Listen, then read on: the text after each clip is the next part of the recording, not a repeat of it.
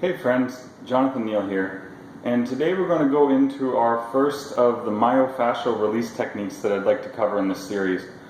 We're going to start with a muscle that I think is very familiar to everyone. We're going to make it nice and easy in that way. It's an easy muscle to access, it's big, and it's readily available. And again, more importantly, it's one that almost everyone has some issues with. And of course I'm talking about right up front, the pec major. So the pec major is a muscle that comes to your humerus, which is your upper arm bone. It actually attaches up there and it comes down and it attaches across mainly your sternum, your ribs, some other stuff too. But it's, it's one that we're familiar with. Again, it's the big fan shape, the one that all the guys are trying to get developed when they hit the gym and do all their bench press and stuff like that. So this muscle, because of that, because of many different reasons, one being the obvious, that we sit in our car, we sit at our desk, and if you've been an office kind of person for a long time, this is going to be tight.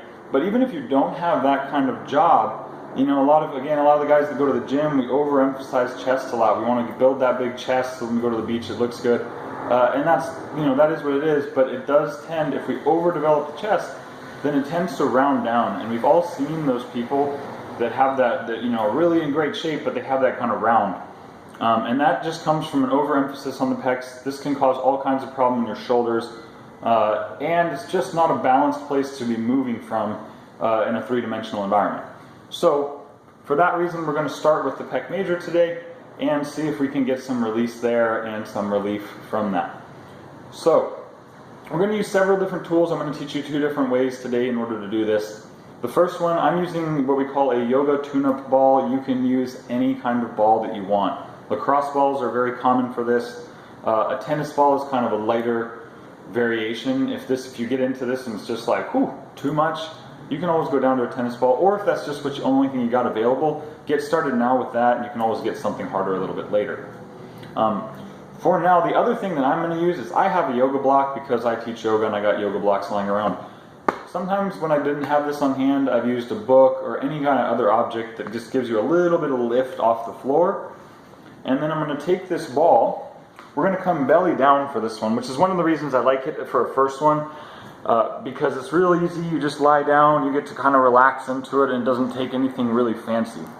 So what I'm going to do is I'm going to place this ball in kind of the back corner, the corner that's coming closest into my body, so that I don't have a bunch of block in the way of my pec and I can access it directly.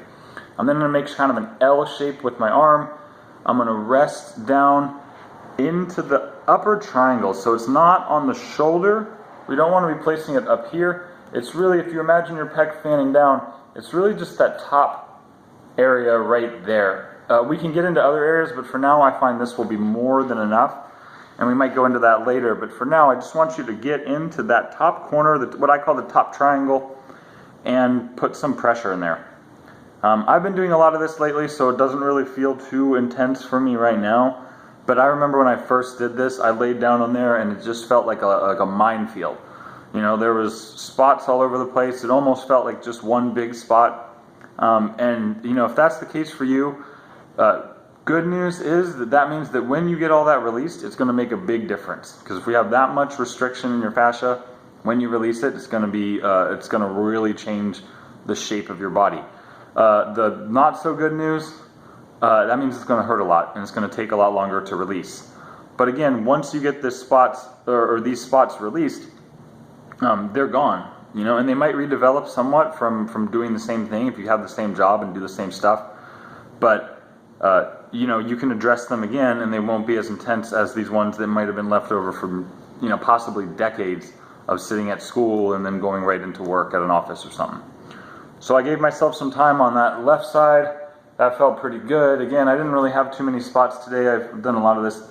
But, I still feel it, and it's still important to just come in there and check it out every once in a while, even if you've released it recently. We live lives that we do a lot of things repetitively. Even as a fitness guy and a yoga teacher, I sit in my car a lot. So I always got to recheck on these things that get rounded down and get tight from driving. Now, the other second technique, I would consider it to be a lighter version. If you try to get a ball in there and it's just too much, maybe it's just too intense, using the foam roller can spread that pressure across more of the muscle which generally makes it less painful. It's not as direct, so if you don't have a lot of spots, then you might need to really use the ball in order to make sure you get those precise spots. But again, for people that are new to this, you're going to find that whole area is just really lit up, most likely. So we can use this foam roller as kind of a starting way to get into that. And it's also just an easy way to try myofascial release if you've never tried it before. So what I think about is that the fibers of this muscle come down across towards the sternum, from the upper arm, from the shoulder area, down and across.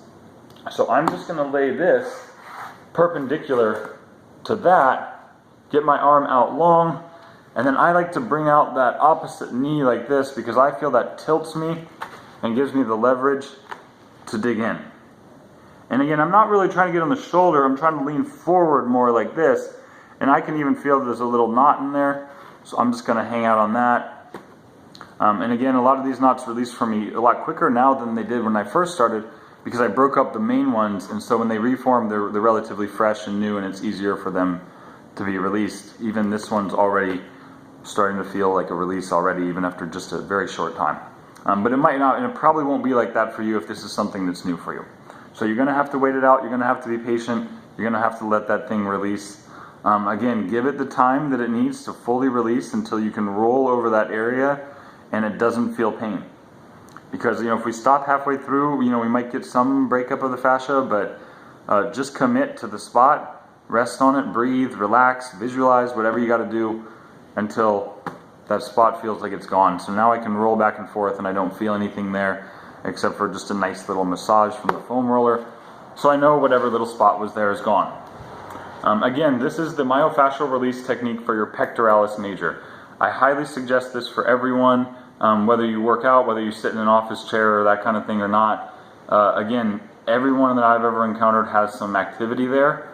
And I've even had some people that had shoulder pain, acute shoulder pains, that once they released the pec major, their bone structure, their muscles returned to the proper alignment, and the pain was either really reduced, and in a few cases it was gone altogether, and they were able to resume their natural life. Again, my name is Jonathan Neal. I appreciate you watching this video. I would love to hear about how it either worked for you or how you had some, maybe if you had some struggles with it, you couldn't figure it out. Please let me know in the comments below. Other than that, please do your best to get on this and just notice how much of a difference it can make in your life, because it's made a big difference in mine and for all of my clients. Thanks a lot and have a wonderful, wonderful day.